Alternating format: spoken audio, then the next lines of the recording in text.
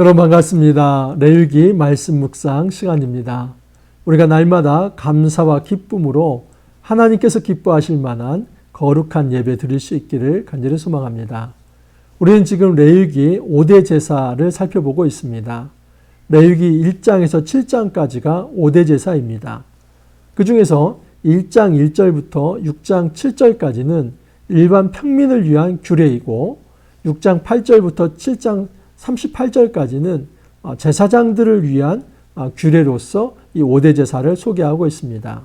그래서 1장에서 7장 사이에 5대 제사 규례를 두 번 반복해서 한 번은 평민을 위해서, 한 번은 제사장 규례를 위해서 그렇게 우리에게 전달하고 있다 하는 것을 알 수 있습니다. 자, 그런데 한 가지 특징이 있습니다. 이 평민을 위한 규례에서 이 배열 순서가 번제, 소제, 화목제, 속제제, 속건제 그렇습니다. 자, 그런데 제사장을 위해서는 번제, 소제, 화목제가 제일 뒤로 가고 속제제, 속건제, 그 다음에 화목제입니다. 이렇게 배열 순서가 다른 이유는 무엇이냐면 평민을 위한 것에는 이 제사의 종류입니다. 그래서 앞에 세 개는 화제이고 뒤에 두 개는 이제 죄와 연결되어 있습니다. 이 화제는 이슈에 그렇습니다. 하나님의 음식으로서 드려지는 것. 그것이 바로 번제, 소제, 화목제였고 죄와 연결되는 제사가 속제제, 속건제 이렇게 나뉘은 것입니다. 하지만 이 제사장 규례로서의 5대 제사는 이 순서가 좀 다르죠. 그것은 뭐냐면 이 제물의 몫이 어떻게 돌아가느냐 이거에 따라 달라지는 겁니다. 자, 번제는 오직 하나님 앞에 드려지는 것이죠. 그래서 번제가 제일 앞에 있는 거고 그 다음에 세 개가 나옵니다. 소제, 그 다음에 속제제, 속건제 이 세 가지는 무엇을 의미하냐면 이 하나님께로도 그 몫이 올라가지만 나머지의 것은 제사장 몫이 됩니다. 그 제사장 몫을 우리는 지성물이다라고 했습니다.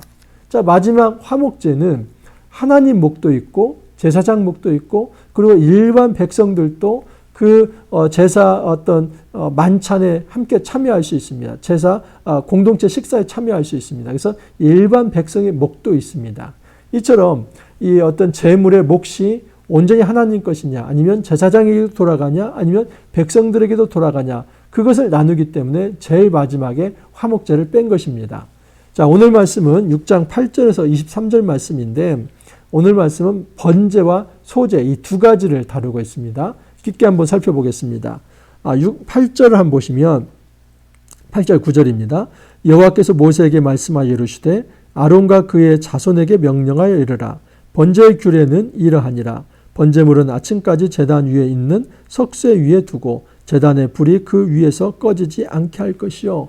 번제에 있어서 지금 이것은 제사장에게 초점이 맞춰져 있는 겁니다. 그래서 다른 거 앞에 있는 지금 평민들을 위한 어떤 번제의 규례에 있어서 번제를 어떻게 드려야 하냐 또는 어떤 제물의 종류가 무엇이냐 그게 소냐 양이냐 그 하나도 안 나와 있습니다. 그게 안 나오는 이유는 뭐냐 그것은 앞에서 얘기를 했기 때문에 여기에서는 제사장에 신경 써야 할 것입니다. 그건 뭐냐면 제사장은 불 관리를 철저히 한다는 겁니다. 보시면 제단의 불이 그 위에서 꺼지지 않게 할 것이요. 이 꺼지지 않게 한다는 것은 상번제를 계속 드려라 그것을 의미합니다. 자, 이 말씀을 이해하려면 민수기 말씀을 좀 살펴볼 필요가 있습니다. 민수기 28장 3절에서 6절 말씀입니다.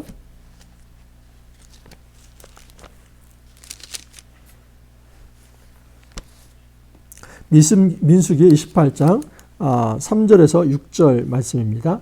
또 그들에게 이르라. 너희가 여호와께 드릴 화제는 이러하니 1년 되고 흠없는 순양을 매일 2마리씩 3번제로 드리되 어린 양 1마리는 아침에 드리고 어린 양 1마리는 해질 때에 드릴 것이요. 이는 시내산에서 정한 상번제로서 여호와께 드리는 향기로운 번제며 이 상번제라고 하는 항상 상자를 써서 항상 드리는 제사입니다. 어떻게 해요? 아침에 한번 번제를 드리고 또 해질녘에 밤에 한번 이제 번제를 드립니다. 그런데 그 밤에 드릴 때 그 불이 제단 위에서 꺼지지 않도록 밤새 그 불 관리를 해야 할 자가 누구냐면 제사장입니다. 또 아침에 불을 피웠다면 아침에서 저녁까지 그 불이 꺼지지 않게 하는 것입니다. 그래서 이게 계속 반복이 됩니다.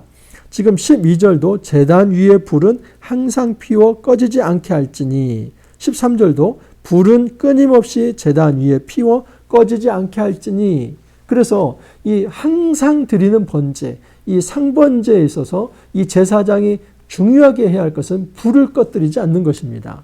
자, 그러면 이 불을 꺼뜨리지 않는 것이 무슨 의미가 있는가?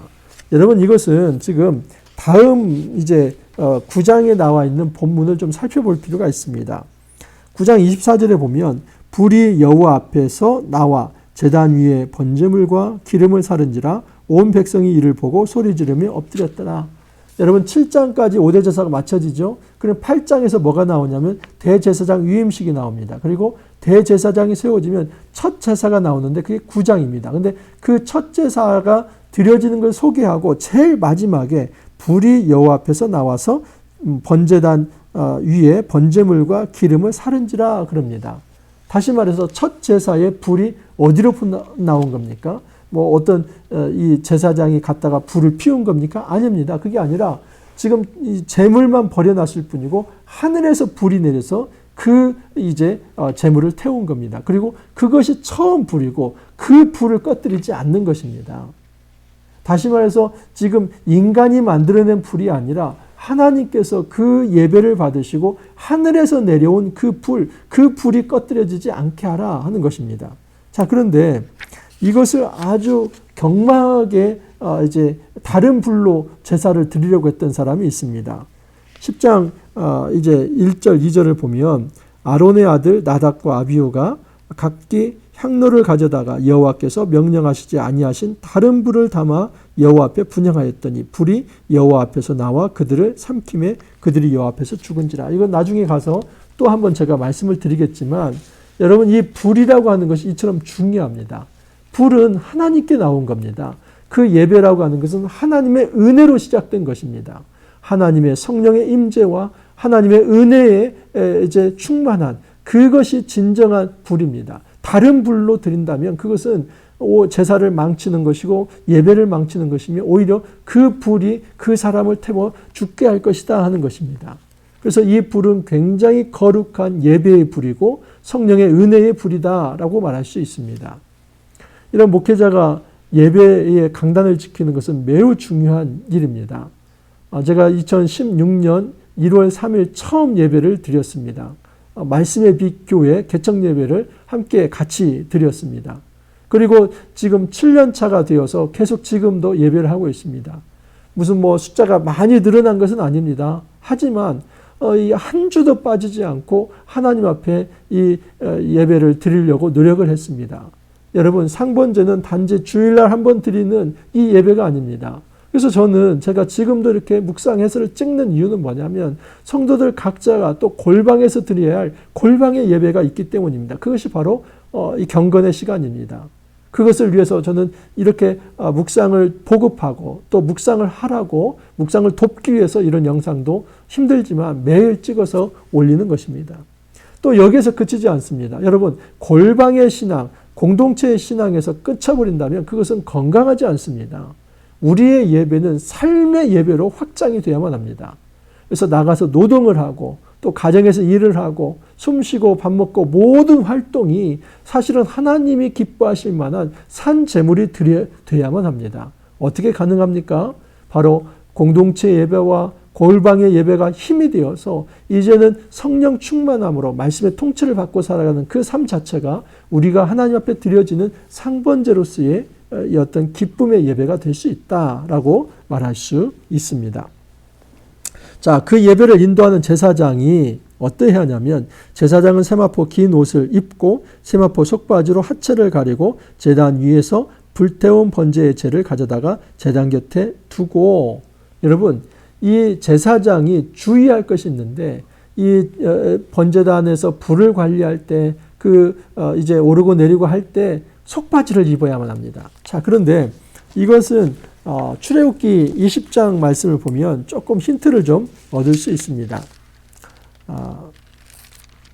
출애굽기 20장 26절을 제가 한번 읽어드립니다. 너는 층계로 내 제단에 오르지 말라. 내 하체가 그 위에서 드러날까 함이니라. 여러분 이 하체는 완고거법인데 성기를 의미합니다. 그 성기가 드러나지 않게 하려고 한다면 반드시 이너웨어, 이 속바지를 입어야 한다는 것입니다. 성전에서 이 하체가 드러나지 않게 하라 하는 것은 어떤 의미가 있냐면 성적 문란함에 빠지지 말라. 어떤 성적 타락에 빠져서는 안 된다. 특별히 이 제사장, 이 어떤 예배를 인도할 사람만큼은 성적 스캔들에 빠져서도 안 되고 성적인 어떤 문란함과 타락에 빠져서는 안 된다는 것을 분명히 이야기를 하고 있습니다. 목사님, 어떻게 그럴 수 있습니까? 여러분, 역사 이래로 그런 일들이 많이 있어 왔습니다. 그렇기 때문에 목회자는 더 중요하게 아주 자기 자신을 잘 다스려야만 합니다. 사무엘상 2장 22절에 보면 엘리의 아들들이 있습니다. 근데 그 엘리의 아들들이 회막문에서 수종드는 여인들과 동침했다고 합니다. 말이 동침이지 이것은 성폭행입니다. 이 제사장들이 가지고 있는 그 영적 권위를 가지고 그 회막문 앞에 이 제사 드리러 나왔거나 또는 수종드로 나온 그 여인들을 겁탈을 한 것입니다. 이것은 매우 잘못된 것입니다. 그래서 반드시 예배 드릴 때 속바지를 입어라. 하나님 앞에 예배 드리는데 그 성적인 타락이 있어서는 안 된다. 그 어떤 음란함이 있어서는 안 된다는 것을 분명하게 이야기를 하고 있습니다.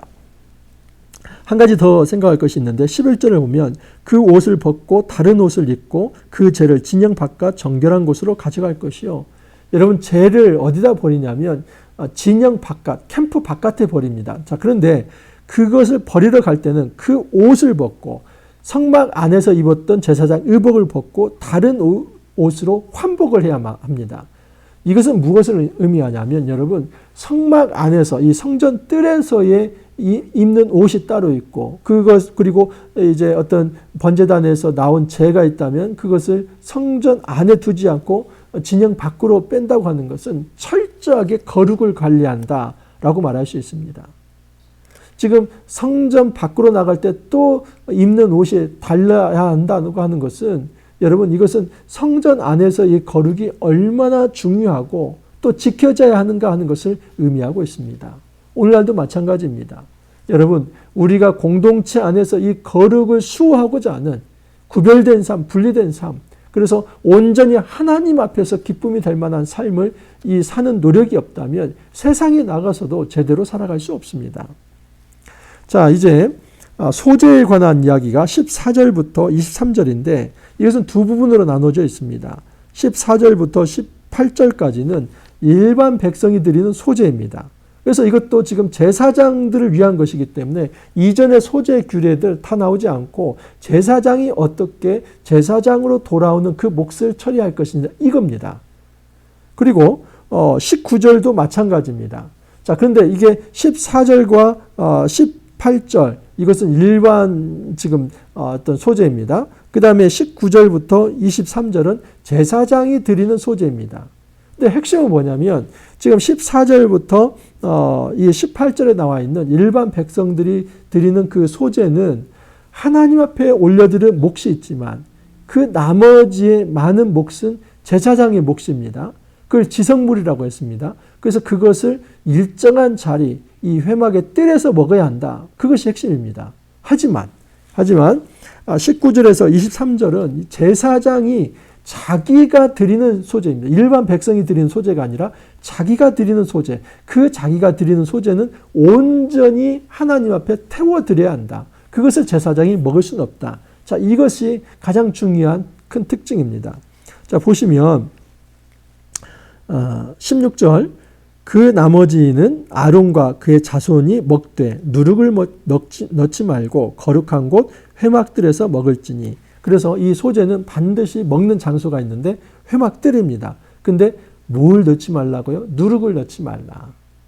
그래서 이전에 소재 보면 누룩 넣어서는 안 됩니다. 그 다음에 꿀을 넣어서는 안 됩니다. 넣어야 할 것은 소금이었습니다.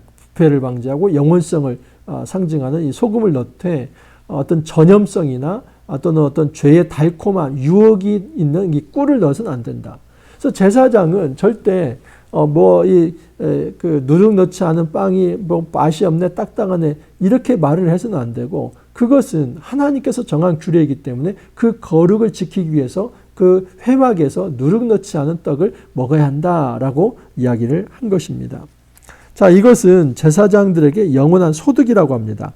18절을 보면 아론 자손의 남자는 모두 이를 먹을지니 이는 여호와의 화제물 중에서 대대로 그들의 영원한 소득이 됨이라. 자, 그런데 이 영원한 소득이 22절에서는 영원한 규례로 표현이 됩니다.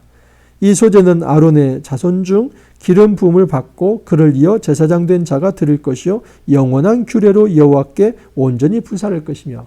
여러분, 이 한글에서는 영원한 소득, 영원한 규례가 각각 다른 것처럼 보여요. 그렇지만 히브리어에서는 똑같습니다. 호크 올람 그럽니다. 호크는 어떤 규례, 올람하면 영원 그럽니다. 영원한 규례, 이것이 더 적절합니다. 근데 이 영원한 규례라고 하는 것을 영원한 소득이다라고 얘기하는 것은 이 소재만큼은, 이 소재는 그것이 제사장에게 있어서 제사장 목도 되는 것입니다. 그런 차원에서 영원한 규례를 영원한 소득, 몫으로 표현을 한 것입니다. 자, 한 가지만 더 말씀을 드리면, 여러분, 이것이 영원한 규례로서 지금 제사장에게 드려지는 것이다 라고 말씀을 드렸습니다. 자, 그런데 23절에 보면 제사장의 모든 소재물은 온전히 불사르고 먹지 말라고 합니다. 왜 먹어서는 안 됩니까? 제사장이 자기가 드린 소재물은 먹을 수 없습니다. 일반 어떤 평민이 드린 것은 하나님 앞에 올려드리고 일부를 자기가 먹을 수 있습니다.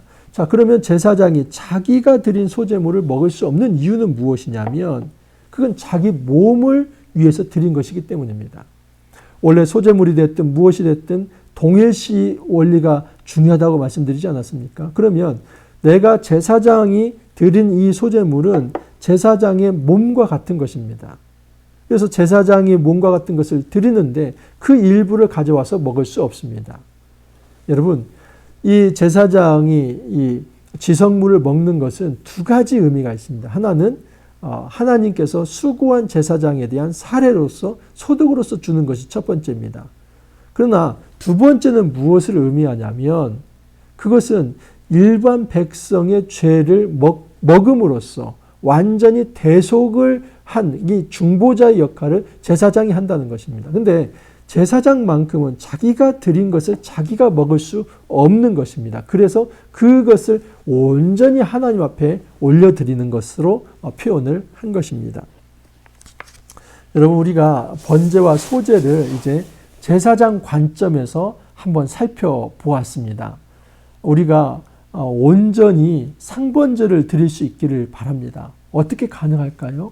예수님과 연합하여서 성령 충만함으로 말씀의 통치를 받는다면 우리가 공동체 예배를 통해서, 골방의 예배를 통해서 삶의 어떤 모든 삶의 행동들을 통해서 하나님 앞에 살아있는 산제물로 드려질 수 있습니다. 우리가 또한 소제로 드려져야만 합니다. 하나님께서는 감사 예물로 드려지기를 바랍니다. 근데 그때 기억해야 할 것이 있습니다. 그것은 정한 자리에서만 먹어야만 한다. 이 거룩을 유지할 수 있어야만 한다라고 말씀을 합니다. 여러분, 이렇게 생각할 수 있겠죠. 목사님, 6장 8절부터 7장 38절까지는 제사장 규례죠. 그러면 우리하고는 해당이 없겠네요. 그럼 목사님만 묵상하시면 될 것 같습니다. 땡, 아닙니다. 여러분, 왜냐하면 베드로전서 2장 8절 9절에 보면 너희는 왕같은 제사장이다 라고 말씀을 합니다. 거룩한 백성이다. 또 왕같은 제사장이다 라고 말합니다. 여러분, 우리가 이 땅에서 제사장으로 부름을 받았습니다. 이 땅의 목사만 제사장이 아니라 모든 성도들이 제사장입니다. 그래서 개혁주의 신앙에서는 만인 제사장이다 라고 얘기를 합니다. 그러므로 이 말씀을 나는 받지 않고 말씀 사역자만 받아야 할 말씀으로 생각하지 마십시오. 우리 모두는 하나님께서 세운 하늘과 땅을 연결시키는 제사장으로 부름을 받았습니다. 일반 평신도들도 다 제사장입니다. 우리가 제사장으로서 어떻게 상번제, 날마다 24시간 하나님이 기뻐하실 만한 삶의 예배를 드릴 수 있을까? 또 하나, 우리가 하나님 앞에서 어떻게 감사함으로 이 거룩한 곳에서 하나님을 기쁘게 할 만한 그 감사의 예물을 드릴 수 있을까? 이것을 고민하기를 바랍니다. 정말 제가 힘들지만 제가 보니까 새벽 1시입니다. 이걸 5시 이하에게 맞추기 위해서 1시에 지금 이렇게 찍고 있는 겁니다. 어제도 2시까지 찍었습니다. 하루하루 제가 이것을 찍는 것이 정말 쉽지는 않습니다. 하지만 이렇게 하는 것은 우리가 바르게 예배하자는 겁니다. 여러분, 우리가 하나님 앞에 상번제로 예수님과 연합하여서 성령 충만함으로 하나님이 기뻐하실 만한 그 감사와 기쁨의 예물, 예배 우리가 함께 드릴 수 있기를 간절히 소망합니다. 기도합니다. 주님 감사합니다. 우리 삶 속에서 예배할 수 있는 기회를 허락하여 주시니 감사합니다. 이미 예수님께서 번제로서 온전히 십자가에 희생하셨습니다. 그 예수님과 연합될 때 우리가 성령 충만함으로 하나님의 말씀의 통치를 받으며 진정한 예배 드릴 수 있다는 것을 말씀해 주셨습니다. 우리가 감사와 기쁨으로 하나님 앞에 헌신이 되는 진정한 상번제로서의 날마다의 삶을 예배의 삶이 될 수 있도록 주님께서 이끌어 주옵소서. 주님 감사하옵고 예수님 이름으로 기도하옵나이다. 아멘. 여러분, 오늘 하루도 화이팅 하시고 또 내일 이제 드디어 대선 이제 투표일입니다. 저는 이미 투표했습니다. 우리 하나님께서 기뻐하실 만한 그런 대통령을 우리가 국민 주권을 이제